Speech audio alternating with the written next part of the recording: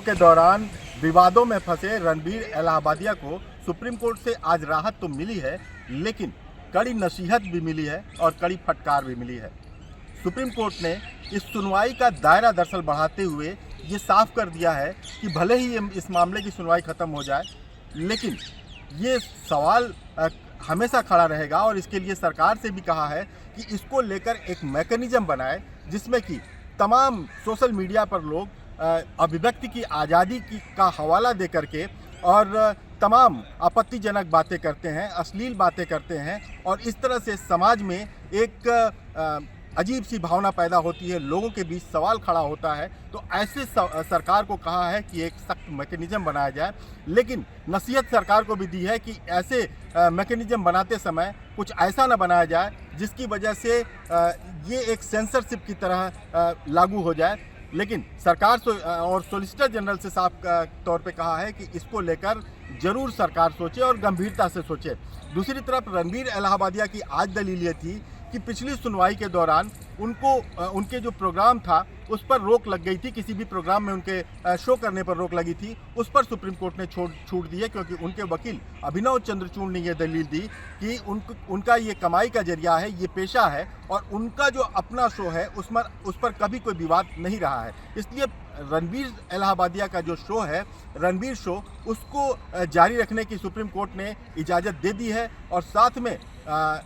ये भी कहा है, जब सवाल ये उठाया गया कि इस मामले पर जो इंडिया गॉट लेटेंट शो चलाने वाले समय रैना ने विदेशों में भी इस तरह की बातें कही हैं, जो टिप्पणी की हैं वो ठीक नहीं है, ये सॉलिसिटर जनरल ने कोर्ट के सामने रखा। तो सुप्रीम कोर्ट ने साफ तौर पे कहा कि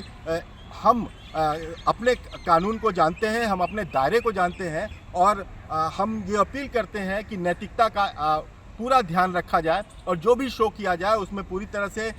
शालीनता और नैतिकता का भाव हो, और अगर ऐसा नहीं होता है तो हम इससे निपटना भी जानते हैं। तो ये एक तरह से कड़ी चेतावनी भी दी, लेकिन साफ कर दिया सुप्रीम कोर्ट ने कि जो भी शो होगा, जो भी शो करेंगे रणबीर इलाहाबादिया, उसमें नैतिकता का ध्यान रखेंगे, उसमें भाषा पर संयम रखेंगे, क्योंकि सुप्रीम कोर्ट ने ये भी कहा कि हर देश की नैतिक मापदंड अलग अलग होते हैं। इसलिए हम जो विदेशों में जो बातें कही जाती हैं वो हमारे देश में नहीं अक्सर चलती हैं। लेकिन साफ तौर पर सुप्रीम कोर्ट ने इस बात की तरफ भी ध्यान दिलाया कि जो भी शो किए जाए वो ऐसे होने चाहिए, वो ह्यूमरस होने चाहिए और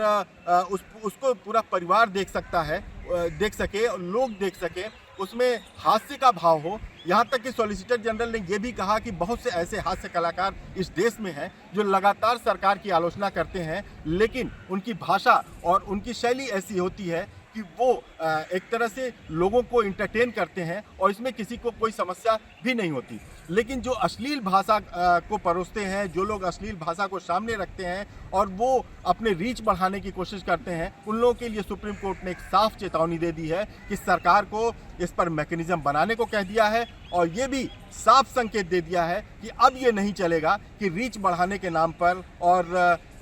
अपने फॉलोअर्स बढ़ाने के नाम पर आप उल जुलूल भाषा का इस्तेमाल करें, आप शो करें और उसमें भी उल जुलूल भाषा का इस्तेमाल करें। साफ तौर पर सुप्रीम कोर्ट ये चाहता है कि नैतिकता और उसमें जो ह्यूमरस की चीज़ें हों, उसमें शालीनता की बातें हों, वो सारी चीज़ों का ध्यान रखा जाए, क्योंकि ये एक सोशल प्लेटफार्म है। इस पर परिवार के लोग भी देख सकते हैं, बच्चे भी देख सकते हैं और अगर बच्चे इसको देखते हैं तो उनके ऊपर क्या प्रभाव पड़ेगा। मुख्य चिंता सुप्रीम कोर्ट की इस बात को लेकर भी थी। तो अब रणबीर इलाहाबादिया को भले ही कुछ राहत मिल गई है, वो शो कर सकते हैं, लेकिन संदेश सुप्रीम कोर्ट का साफ उन लोगों के लिए है जो कि नैतिकता को धता बताकर अपने फॉलोअर्स बढ़ाने के लिए इस तरह की उल जुलूल बातें करते हैं और सोशल मीडिया पे